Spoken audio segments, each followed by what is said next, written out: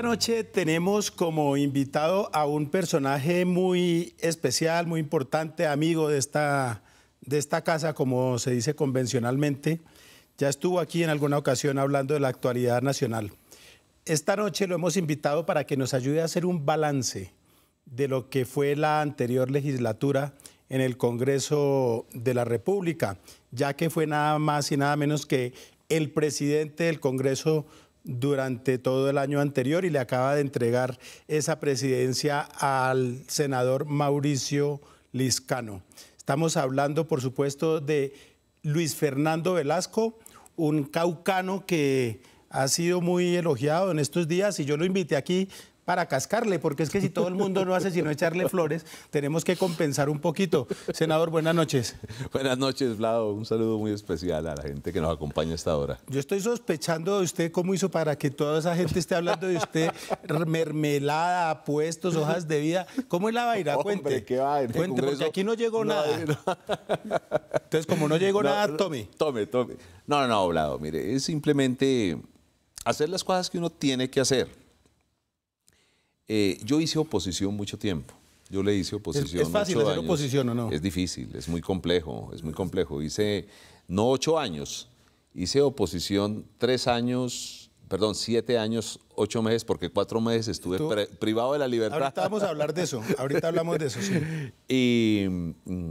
Y entonces entiendo, primero, que la calidad de la democracia se mide en un alto porcentaje por las garantías que usted le brinda a la oposición. Usted puede estar completamente en desacuerdo con lo que la gente que está al otro lado suyo dice, pero usted tiene que ser muy respetuoso y dejar que se haga el debate. Entonces ese fue un principio. Segundo principio, entendí y entiendo, y siempre lo he entendido, que el Congreso es un poder independiente al Ejecutivo. Claro, tiene que trabajar armoniosamente, pero una cosa son los ritmos del Congreso, los debates que hay que hacer, los debates que la coyuntura merita. Entonces, cuando había que hacer debates, incluso debates en los que en algunos les fue bien al gobierno, en otros no le fue tan bien, pues se hicieron.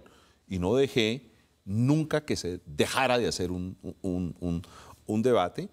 Y bueno, garantías, pero además ser coherente, Vlado. Yo me la jugué por el tema de la paz y entrego una legislatura con un presidente que tiene todas las herramientas para cerrar los acuerdos de paz. Yo creo en eso.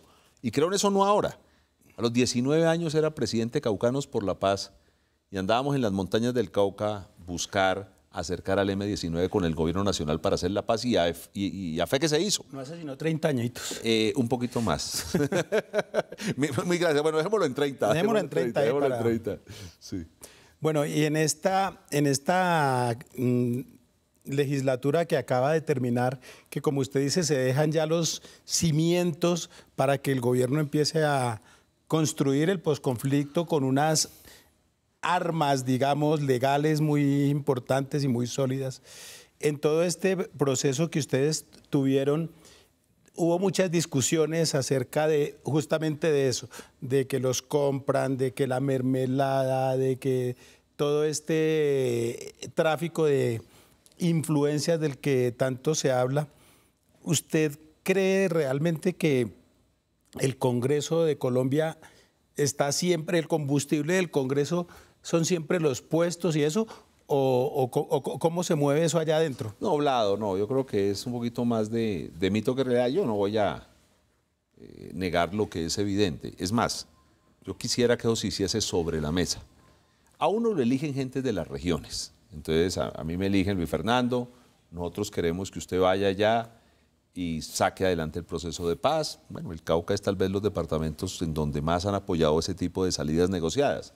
Pero es evidente que al mismo tiempo yo recorro una región y me dicen, mire, es injusto que la llegada a País Pamba esté sin pavimentar, que tengamos todavía Balboa con Argelia sin pavimentar, que en el municipio de López de Micay la gente no tenga tratamiento para el agua que consume, que no tenga energía eléctrica, o sea, cosas de esas.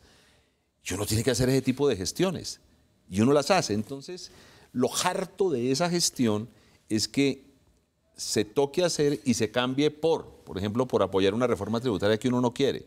Yo no le jalo a eso, alguna gente lo hace, yo no le jalo a eso. Entonces yo creo que más que quitarle esa disposición es más bien devolverle al Congreso transparentemente la posibilidad de hacer esas inversiones y que la gente sepa quién las está tramitando. Incluso, Vlado, óigame bien, no es justo que una gente que esté en la oposición, que representa 7, 8 millones de votos, no tenga la posibilidad de decir algo del presupuesto en qué se prioriza. Porque es que nosotros tenemos un sistema electoral muy complejo, muy anacrónico. Anacrónico. Es el sistema electoral suma cero. El que gana, gana todo. El que pierde, pierde todo. Hay municipios donde el alcalde sacó 4.980 votos y el que perdió sacó 4.950 votos. Y entonces, como allá se conocen todos, sacan un listado. ¿Quiénes apoyaban al que perdía? Y esos pobres señores no pueden volver a entrar a la alcaldía durante 4 años. Toma todo, pierde todo. No. Entonces yo sí creo que hay que generar ese tipo de cosas. O sea, yo creo que ha sido muy satanizada una función que es de la esencia del Parlamento. Si usted hace un ejercicio histórico, el Parlamento nace cuando dice, un momentico, no van a poner impuestos sin que el pueblo participe, entonces se crea el Parlamento. Pero el Parlamento se moderniza y hacia adelante es un momentico monarca. Usted no puede decir en dónde se hace el gasto sin que el Parlamento intervenga. Entonces ya deja de ser monarca y comenzamos a construir una democracia. Y aquí se ha vuelto terrible que alguien diga, hombre, es necesario que el Cauca tenga salida al mar o es necesario que el Valle del Cauca mejore sus vías hacia Buenaventura o pueda tener una vía alterna turística por ciertos municipios. O sea, esas cosas se han vuelto... Es increíble que eso se vuelva... que no se pueda debatir. Yo tengo una pregunta sobre ese tema del lobby tan, digamos, tan trillado, pero a la vez manejado, como dice usted, por debajo de la mesa. El tema del lobby en otros países, como en Alemania o en Estados Unidos, está legalizado y está estructurado y está perfectamente delimitado y delineado para que se haga con unas normas. Aquí están proponiendo normatizar eso, ¿no? Sí, y yo creo que deberíamos ir hacia allá. Incluso yo soy un poquito más de la visión de lo que sería el Congreso en Estados Unidos. Mira, en Estados Unidos no hay impedimentos, pero la gente pierde la curul si cuando se va a debatir un tema en el cual tenga interés, no se para y dice públicamente que él tiene interés en el tema. Voy a poner un ejemplo. En Colombia vamos a hacer un debate, vamos a sacar una ley sobre los temas cafeteros. Los cafeteros no pueden intervenir, los cafeteros que estén en el Congreso no pueden intervenir porque pierden la curul. Entonces, ¿qué terminan haciendo? Cuando entran al Congreso, algunos de ellos lo que hacen es entregar sus acciones y su participación a su mujer o a sus hijos para poder intervenir, para hacer las cosas escondidas. Hombre, ¿por qué se hacen las cosas escondidas? Que un cafetero levante la mano y diga, mire, yo soy cafetero y voy a intervenir en este proceso y creo que ustedes se están equivocando porque los cafeteros necesitamos esto, no importa que él se beneficie, pero es que en el fondo está beneficiando de su gremio.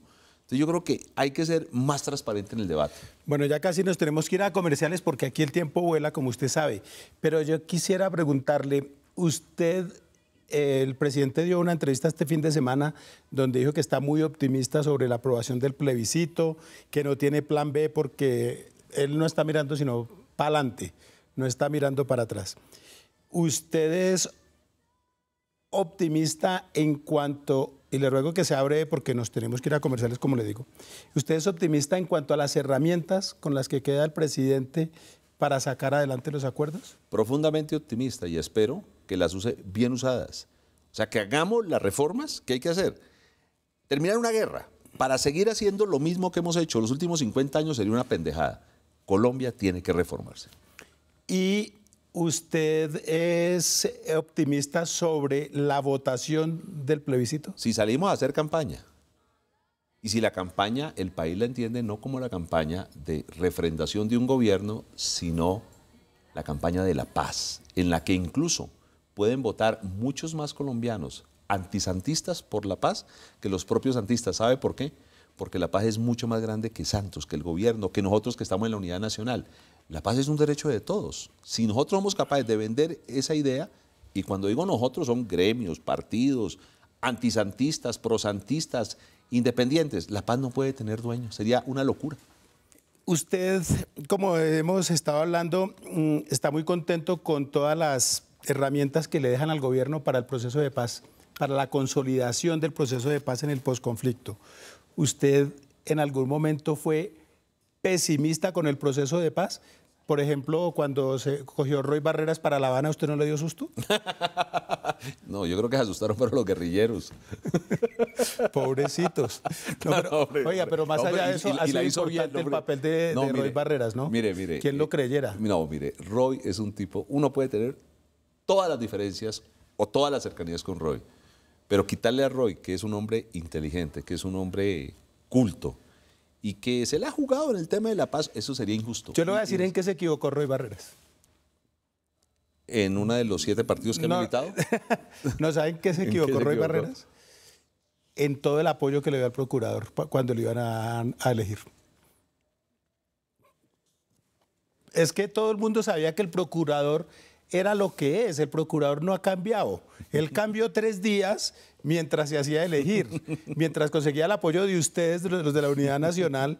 Yo se lo dije al propio Roy Barreras en un encuentro que tuve con él. Dijo, no, pero es que él nos garantizó que no sé qué. Ahí lo tienen. Pero bueno, más allá de eso, en el tema de la paz sí jugó un papel importante en La Habana, en esta recta final. No, incluso le voy a contar una cosa que no lo he contado nunca en público. Cuando él presenta en el Congreso las herramientas para la paz, un primer acto legislativo que trata de buscar un esquema de justicia para arreglar los problemas en una eventual negociación, yo me le acerqué y le dije, oiga Roy, ¿usted sabe algo? Me dijo, ¿por qué? Porque es que todo me indica que está presentando una locura. ¿Para qué se mete en ese tema si las FARC están en otra cosa? Algo sabía, porque me dijo, no, Peri Veralo y Fernando. Y claro, a los pocos días comencé a ver una serie de señales. Él supo montarse, además por convicción. Yo creo que él se montó por convicción. Él siempre se monta por convicción. No, en esta se montó, no. Yo lo he visto defendiendo la paz. No, sí, en realidad ha hecho un papel importante. Sí. ¿Usted en algún momento de verdad fue pesimista sobre el proceso? ¿Usted dijo, esta vaina se acabó? No, en ningún momento. ¿De verdad? No, en ningún momento. ¿No perdió la fe? No, yo no perdí la fe. Entre otras cosas porque yo tuve 2 profesores dialécticos, Ernesto Sá Velasco y Álvaro Pío Valencia, y me enseñaron a leer la historia. Y yo comencé a entender que ya había llegado el momento. O sea, la sociedad ya había dado un mandato tan fuerte, contra la guerra, incluso contra las FARC, que las FARC tenían que leer eso que estaba pasando. Y ese mandato fue ni más ni menos que 8 años de Uribe. A Uribe, voy a decir una cosa que va a molestar a mucha gente, a Uribe lo eligió el pueblo colombiano. Y no porque alguien presionara, no, porque la gente estaba mamada de la FARC y este país se nos derechizó mucho por culpa precisamente de las FARC. Entonces yo creí que las FARC ya comenzaban a leer y sectores del propio establecimiento sintieron y leyeron que era inviable este país si seguía en esa guerra. O sea, como dicen en las corridas, estaba morcillando el país. Bueno, cuénteme usted qué error o de qué se arrepiente de lo que pasó en la legislatura pasada, aparte de la rendición de cuentas que deberían hacer los congresistas, que se propuso y se cayó. No se cayó. Quedó ahí guardadita. Noblado, se aprobó en el Senado el Código de Ética que obliga a esa rendición de cuentas. Se salvó. ¿Y sabe quién la trabajó? 2 años muy trabajado ese código de ética y era un código realmente serio. No, es que mire, en el Congreso a veces cualquier problema que hay en la sociedad hay un proyecto de un artículo para salir en prensa. Sí. Pero quien estaba haciendo un buen trabajo sobre rendición de cuentas, sobre transparencia, lo estaba liderando Antonio Navarro desde la Comisión de Ética. Y eso quedó aprobado, va para la Cámara. Va para Cámara. O sea que al final de esta legislatura podemos tener un excelente Código de Ética trabajado por una persona a la que yo le tengo mucho respeto como Antonio Navarro. No, que es un tipo totalmente serio. Sí. Y aquel proyecto de limitar el salario de los congresistas. Mire, ese es un juego que da réditos, pero cada vez que alguien lo propone me parece que no es serio con el país. Debo explicar por qué. Salario no de los congresistas, del presidente, de los ministros, de los generales, de los magistrados y de los congresistas, lo define una fórmula que está en la Constitución Política Colombiana. Entonces, el congresista como tal no puede meterse con su salario, porque si se mete con su salario estaría impedido. Entonces, ¿quién determina? Muy fácil. ¿Hay que hacer una reforma constitucional? Sí, señor, hay que hacer una reforma constitucional y yo tengo una tesis. Más bien, hagamos la reforma facultando al Ejecutivo, que no somos nosotros, para que él, mediante un decreto, fije no solo el salario de los altos funcionarios del Estado, sino de otras gentes. En Colombia hay unos desequilibrios terribles. Hay una gente que gana muy poco y otros ganamos mucho. Yo creo que lo que hay que hacer es tratar de generar una cosa mucho más equilibrada y eso lo puede hacer a través de unas facultades el Ejecutivo. Yo creo que nosotros tenemos que entregarle facultades al Ejecutivo para que haga eso, para que revise todos los salarios por encima de, qué sé yo, de 15, 20 salarios mínimos mensuales vigentes. Bueno, ahora sí volvamos al tema. ¿Cuál fue su peor metida de pata en este año? Hombre, como metida de pata no, pero no, pues obviamente hubo cosas que debieron hacerse más ágiles, que no se hicieron. Digamos, institucionalmente, ¿qué nos pasó? Hacía 60 años no funcionaba la Comisión de Instrucción del Senado. ¿Que para qué sirve la Comisión de Instrucción del Senado? Es ni más ni menos que la que recibe las acusaciones de un funcionario que está siendo acusado de la Cámara al Senado, hace el estudio, presenta un informe para que la plenaria vote y diga si ese Senado, ese funcionario, ese aforado, va a la Corte o no va a la Corte. Entonces, como hacía 60 años no teníamos comisión de instrucción, cuando se inició el cuatrenio, el presidente no eligió comisión de instrucción. Cuando me llega a mí el caso del doctor Pretel, no teníamos comisión de instrucción. Y a mí me llega el 17 de diciembre, cuando ya no estábamos en sesiones ordinarias y no extraordinarias. Yo traté de elegir rápidamente la comisión de instrucción y con buen juicio, senadores serios me dijeron, no, Luis Fernando, no haga esa locura. Porque están sesiones extras. Porque si usted la elige mal elegida y todo lo que haga se cae. Lo vicia. Y yo respeté esa decisión. Al respetar esa decisión, hay unos términos y yo entregué el proceso de Pretel ya para fallo. O sea, llega el informe de comisión a la plenaria como lo ha pedido el doctor Lizcano, se debate, se vota y se acaba el proceso en el Senado. Pero fueron 3 meses en que yo hubiese querido hacerlo un poquito más ágil, pero es que yo no podía saltarme los términos. ¿De esa comisión de instrucción hace parte el doctor José Obdulio? Es el ponente. Por sorteo. Que de buena si se la ganó él, ¿no? Qué suerte la que tuvo Pretel. No, ese Pretel sí, que nos diga el número para el baloto.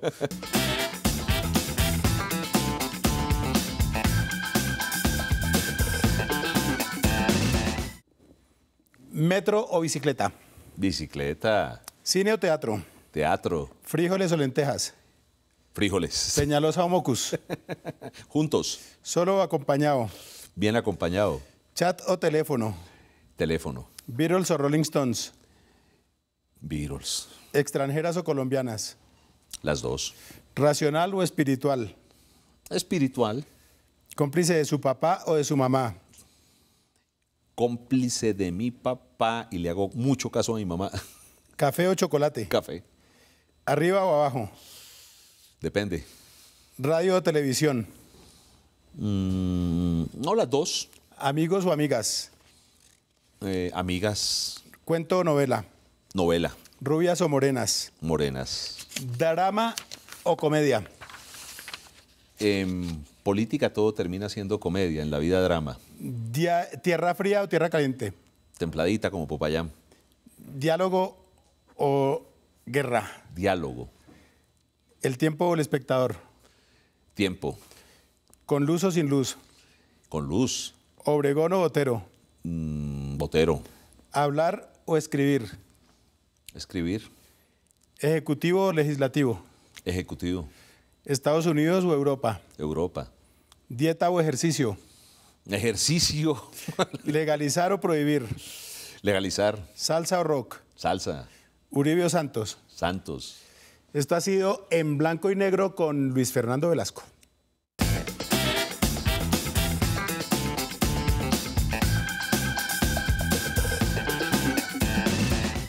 Estuvo facilito. Bueno, senador, no puedo seguir hablando con usted sin traer a colación un tema que... Oiga, ¿me deja decir algo de blanco y negro? ¿Qué? La última pregunta. ¿Va a poner pregunta. un asterisco? No, la última pregunta. Santos Uribe, evidentemente Santos, pero necesitamos a Uribe para la paz. Bueno, muy bien. Este ha sido patrocinado por Mermelada La Constancia. No, mentira, no creo que Uribe quiera tener mermelada. No, hombre, debe pobre. tener es pura agüita de valeriana.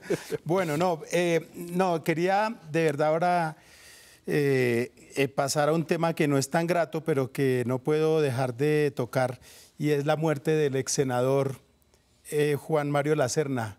¿Cómo lo tomó usted esa noticia? Muy duro, fue mi compañero de Senado, un hombre joven en la política, con mucho todavía por darle al país, un tipo muy juicioso, muy estudioso, un buen economista. Muchas veces yo tenía diferencias en su percepción, en sus ideas económicas, pero era agradable debatir con él porque él debatía con argumentos. Y con altura, ¿no? Sí, un hombre muy respetado, No, muy respetuoso. Es que yo creo que yo que soy alvarista, ¿no? Yo que trabajé con Álvaro Gómez muchos años, yo me autodefino como alvarista leninista. Sí. ¿No?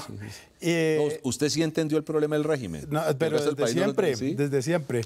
Y yo creo que ese era de los goditos buenos que había, porque era un tipo pues con sus convicciones, pero era un tipo que no era fanático, no era un tipo pues así extremista, oía, daba argumentos, ¿no? ¿Qué recuerdo tiene usted de ese paso de él en el Congreso? Tengo dos recuerdos. Un recuerdo especial, nuestros debates sobre combustibles. Nunca lo pude convencer sobre mi tesis. Sobre el tema de la gasolina, de los precios de la gasolina que le he trabajado tanto. Pero tengo un recuerdo muy especial de cuando él jefe de crédito público. Algún día hicimos un debate sobre unos temas y a él le preocupaba mucho el spread de la deuda. Y él hablaba del spread de la deuda, hasta que sin pena me le acerqué y bueno, explíqueme qué es eso. Me explicó, me dijo, mire Luis Fernando, bueno, explicó, ¿no? Cuando un país, cuando la banca no le tiene confianza, en vez de prestarle al 6%, le presta al 14, 15%. O sea, los créditos son carísimos para los países que no toman decisiones económicas serias. Qué importante conocer ese tipo de cosas, lo que a él le interesaba, para entender que uno tiene que conocer para tomar decisiones. Uno tiene que a uno le falta mucho por profundizar. Entonces, ese fue un buen mensaje. Bueno, eso ocurrió hace 20 años. Sí, claro. Pero fue un buen mensaje y me quedó. Yo creo que va a hacer mucha falta porque era una mente de verdad, era una reserva que yo creo que tenía el Partido Conservador y que de las que no hay muchas en ese partido. Como lo dijo Barguil, él estaba en línea para ser ministro, estaba en línea para cosas muy importantes, Juan Mario. ¿A usted le gustaría ser ministro? Es un reto bonito, depende de qué, claro. A mí me gusta el poder, me gusta el servicio a la gente y evidentemente en este país el poder está en el Ejecutivo y no en el Legislativo, a pesar de lo que la gente cree. Bueno, mi respetado senador, lo felicito porque de verdad ha suscitado buenos comentarios su gestión en este tiempo. Se hicieron cosas importantes a favor de la transparencia en el Congreso, cosas que no se veían hace rato. Y de verdad pues quiero desearle mucha suerte y esperar que en esta legislatura que se avecina se consoliden no solamente las herramientas para la consolidación, perdón la repetición, del proceso de paz y el posconflicto, sino también para luchar contra la corrupción, que es un mal que nos tiene mamados. Y especialmente porque, y esta es una reflexión a los ciudadanos, cuando los ciudadanos no participan y dicen quién puede gobernar bien, hay otros que participan y simplemente compran el respaldo. Entonces, los que compran el respaldo, evidentemente llegan al gobierno a cobrarse lo que han invertido. Esa es la corrupción. Pues hay un dicho que por ahí que más o menos dice que el problema de los que no se preocupan por la política es que son gobernados por algunos que sí se preocupan. Sí, señor, y ellos hacen y deshacen. Y ellos sí saben qué hacer. Bueno, nosotros llegamos hasta aquí en esta emisión de NSN. Muchas gracias, senador, por haber venido. Lo esperamos por aquí cuantas veces Sígame quiera. invitando, por favor, Vlado.